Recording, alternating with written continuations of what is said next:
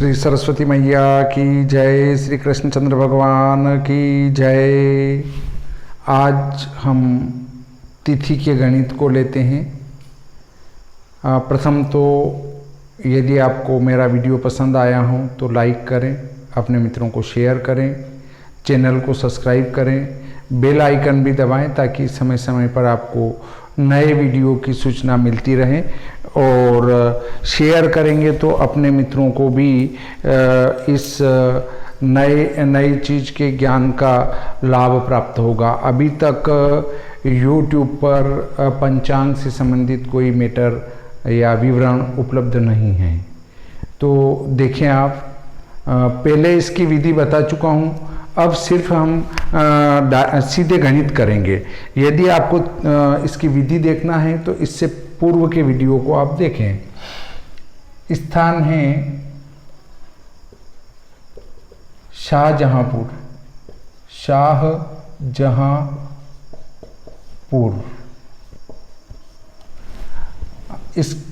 ये उज्जैन से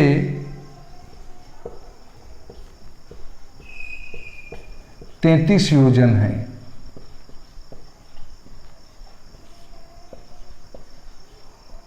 पूर्व में कोष्ठक 27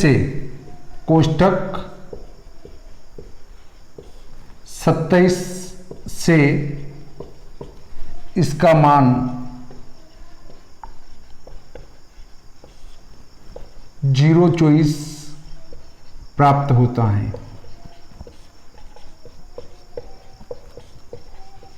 अर्थात 0 घटी 24 पल। इसको उस योग में जोड़ेंगे तो शाहजहांपुर का मध्यमार्कोदयिक पंचांग बन जाएगा। अब देखें, शक हम 1800 लेते हैं, 1836।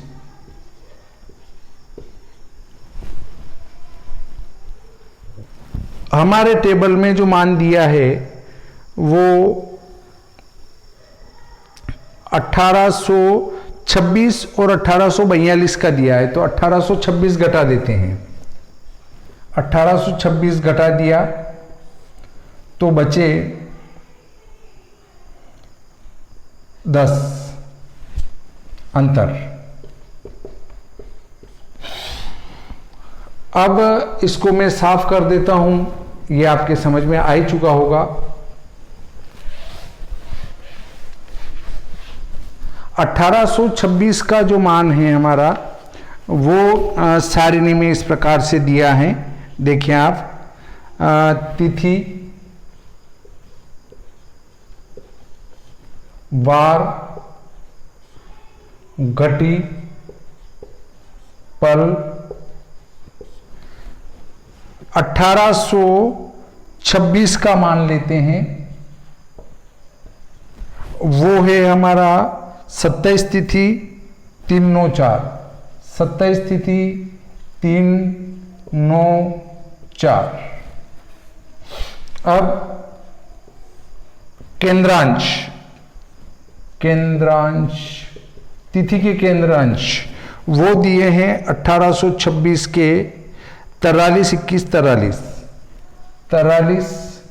21, 43। अब हमारा अवशेष वर्ष है 10 का मान लेते हैं चक्र नंबर 2 से। ये मान लिया हमने चक्र नंबर 1 से। 2 से मान लेते हैं तो हमारे अवशेष वर्ष 10 का मान मिलता है 20 तिथि 4, 56, 56। 20 तिथि 4 वार, 56 घटी, 56 पल। इससे आगे देखें तो केंद्रांश मिलते हैं 27, 47, 19। 27, 47, 19। इनका योग कर देंगे। 27, 20, 47 में से 30 गए तो 17 तिथि। 56, 4, 60। 9, 6, 15 और 1, 16। 4, 3, 7 और 1, 8। 1, 6, 0। 9, 3, 12।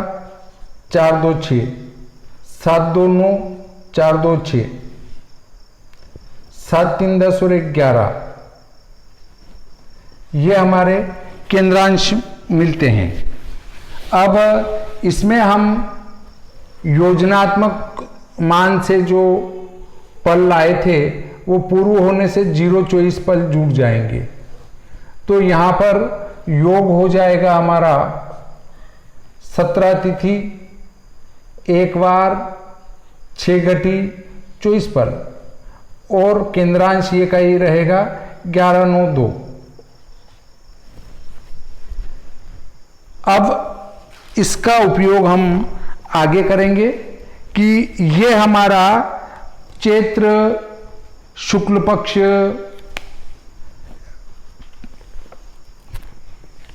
का मान प्राप्त होता है शके 1836 का। 1836 में ये मान हमें प्राप्त हुआ वो चैत्र शुक्ल पक्ष का।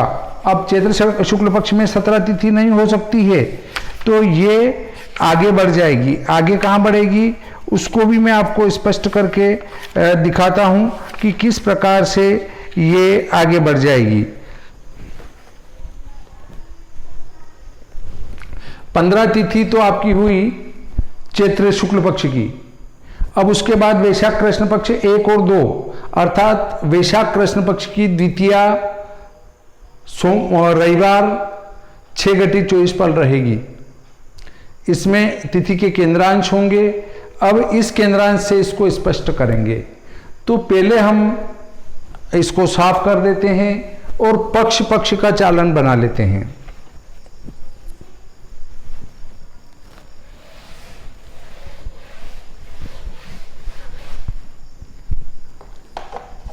अब देखेंगे आप कि एक टेबल बनाते हैं पक्ष चालन की। पक्ष चालन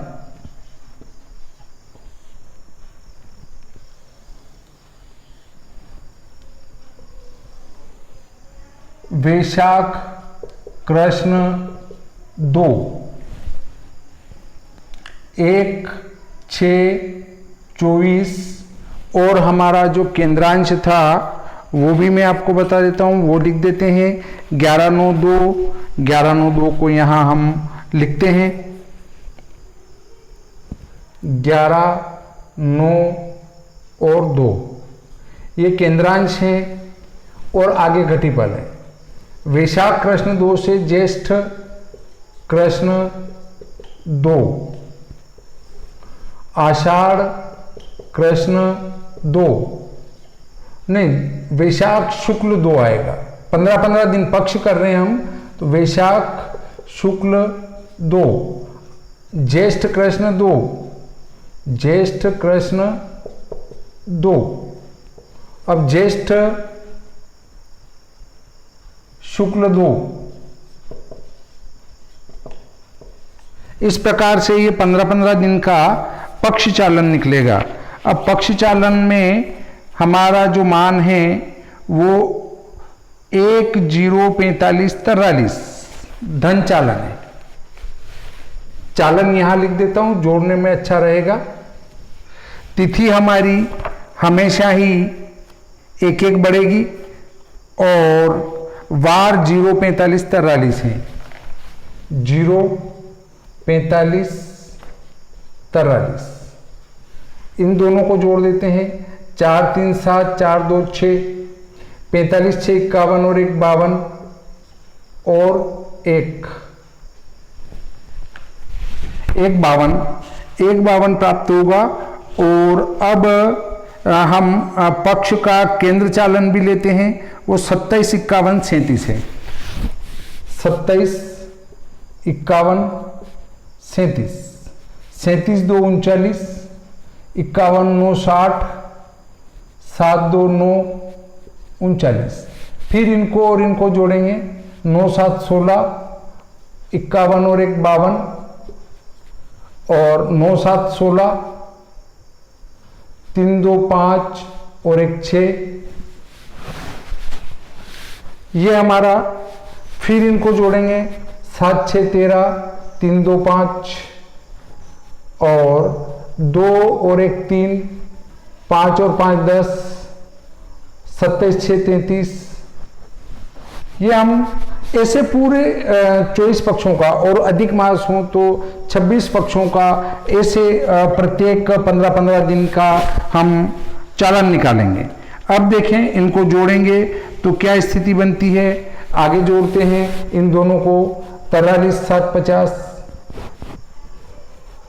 5 और 2 7, 5 4 9,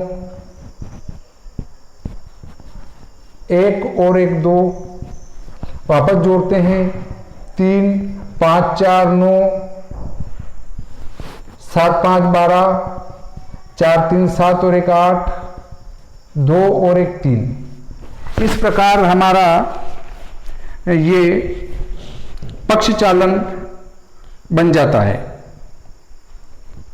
पक्ष चालन को इस प्रकार से निरंतर जोड़ते जोड़ते चले जाएंगे। जोड़ने पर जो हमें प्राप्त होगा वो वार घटी पल प्राप्त होगा। ये 15-15 दिन का है। इससे ये तिथि स्पष्ट नहीं होती है। आप ये नहीं सोचे कि यहाँ जो है हमारी तिथि स्पष्ट हो गई है, तिथि स्पष्ट नहीं होगी।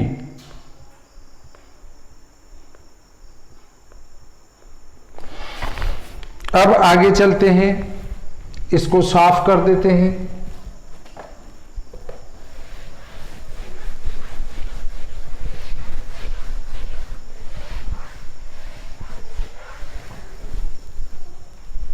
अब हमारे पास आता है प्रतिदिन की तिथि का साधन करना।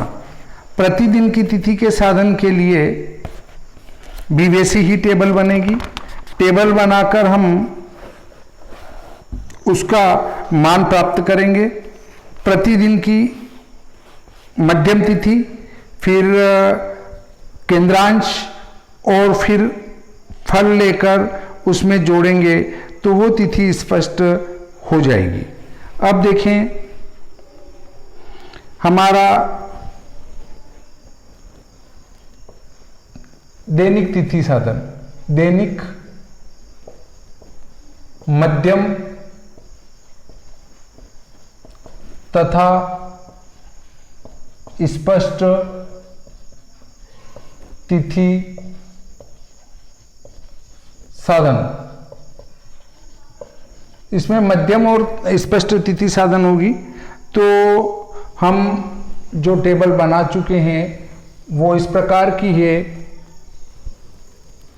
वैशाख कृष्ण पक्ष 2, फिर आएगी 3 4 5 6 7। इस प्रकार से निरंतर तिथि आएगी। अब उसमें हमारा जो वार 1 6 24। अब हमारा चालन इसमें जुड़ेगा और केंद्रांश ये है मध्यम तिथि। केंद्रांश, ये केंद्रांश लेते हैं।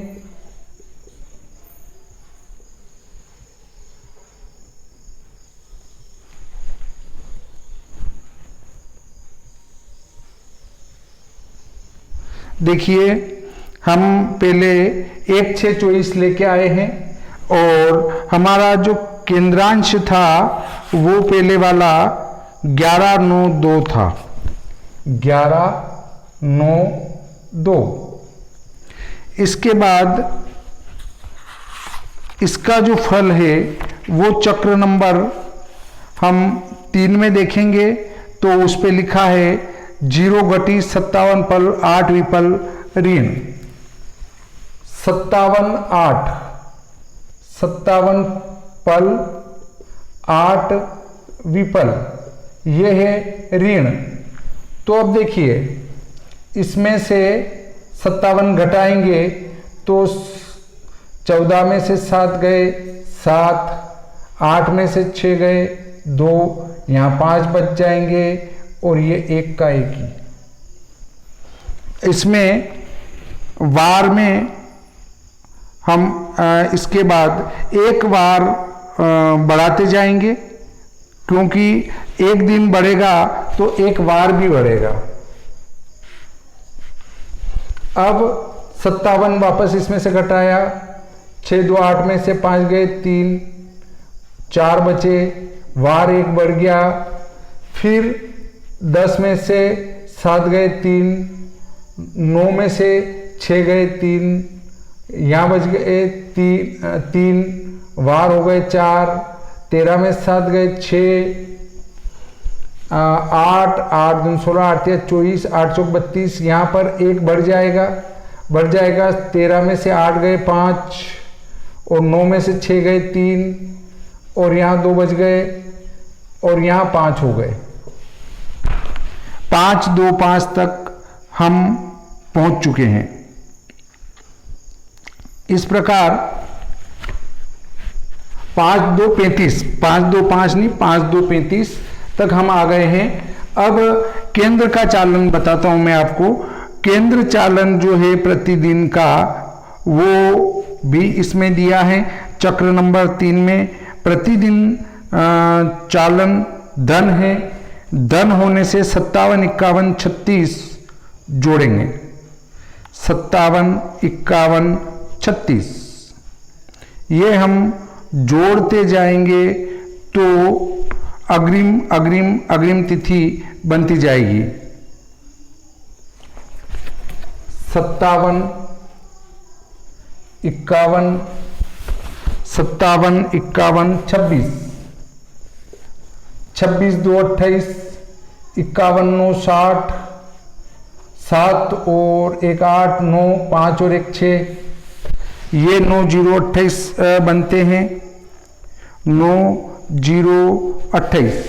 फिर इसमें हम 28 और 26 दूनी 52 और 2 54, 51 के 51, 9 और 7 16, 6 4 10, 5 3 8, 1 और 1 2 3, 5 5 10 में 6 गए 4, 7 और 6 13 और 1 14, 26 और 20 46, 3 और 1 4, 5 4 9, 57 4 61 और 1 62।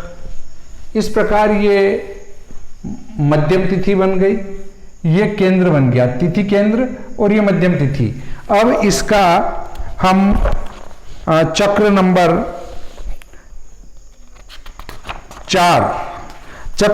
4 से इनका मान प्राप्त करेंगे। तो 11 9 का मान लेते हैं हम, 11 अंश 9 कला का मान प्राप्त करते हैं।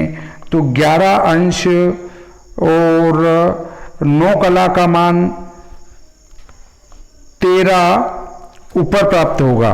इसका अनुपात करेंगे तो अनुपात करने के बाद जो हमें प्राप्त होगा वो मिलेगा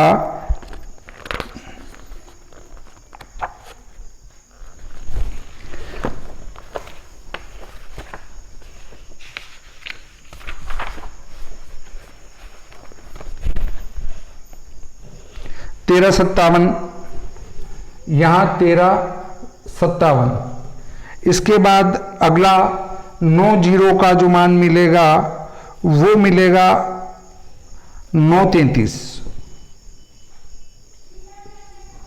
फिर 6 51 का मान हमारा जो मिलेगा वो 5 47। फिर 5 तिथि के नीचे 2 हमारा जो मान है वो 4 43 है। 4 43 का मान 2 52 मिलेगा। और फिर हमारी तिथि 6 है, 6 में केंद्रांश है हमारे 2 34।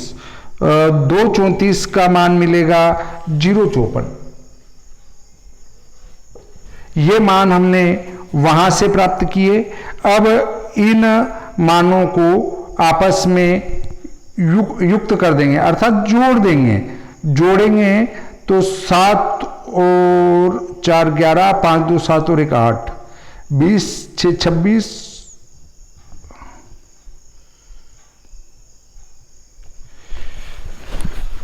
ये देखिए हम इनको जोड़ लेते हैं तो ये स्पष्ट तिथि हो जाएगी।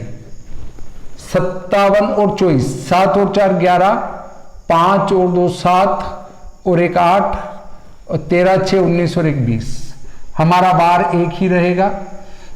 33 और 27, 7 3 10, 3 2 5 और 1 6, 9 5 14 और 1 15 और ये हमारे वार 2 का 2 ही रहेगा। 47 और 30, 77 17,